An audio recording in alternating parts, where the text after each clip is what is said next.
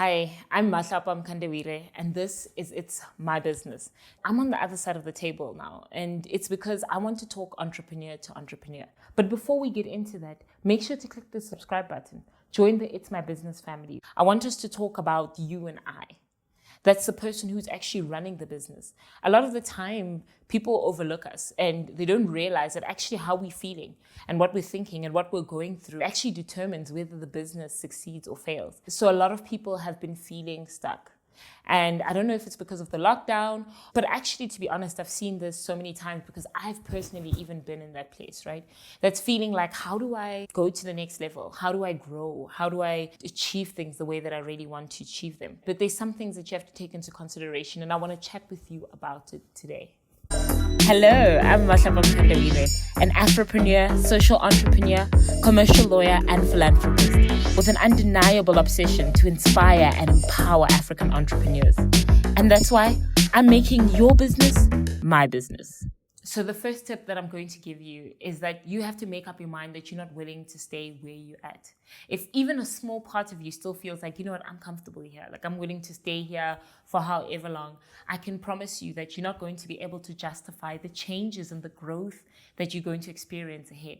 Because change is not always comfortable. That's a fact. I'm sure you know that as well. But ask yourself the question like, do I really want to move? And if you're saying that you really do, then you're on the perfect path. It's the path that most of us were in when we decided to take the plunge. And I remember feeling that way as well. I remember feeling like I have to change. I need to grow. And the place that I'm at is just not the right place for me. And I remember a time where I was pregnant and I was in my last year of university, and I had to make that decision about where am I going next? What future am I creating for myself and for my child? And in that process, to be honest, it was tough. But I was so resolute about where I'm going that I was able to justify that. And so, for me, I think that's something that's really important. I'd love to hear your story. I'd love to hear, what is that experience for you? How were you able to grow? How were you able to make up your mind that you are done with where you're at and you want to move on to the next thing? So my second tip is you should try add things in your day that actually help you to transform or move slowly towards your goal. It's the micro wins that get you there. It's not necessarily the big pill, like diet pill that you get and you just get there overnight.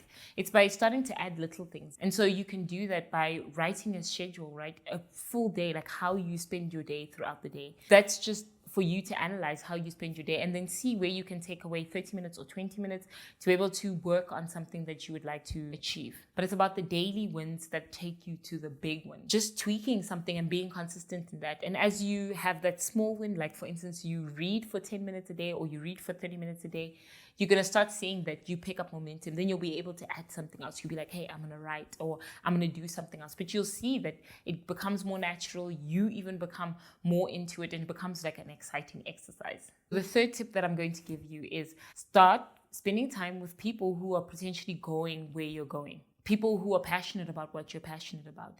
Because it's crazy that when you spend time with people who are either there already or who are on their way, as human beings, we rub off on one another. It's such a crazy psychological thing. But as you put yourself in certain environments, it actually starts to affect the way that you do things. So if you put yourself in an environment with people who are actually about that, pursuing that, you'll start to see your conversations change, your interests change. You guys start advising each other. Think about how you can incorporate these people. It's not always easy to get a hold of someone, but even if it's one or two people in the meantime, it's going to be helpful. It makes a difference. So don't give up. Being stuck is not the end of the world. It's a human experience. It's a part of our growth. It's a part of us evolving. But as long as you commit to just being in that process, commit to the growth, you'll see that sooner or later, you're going to start achieving the things that you want to achieve. She's on fire.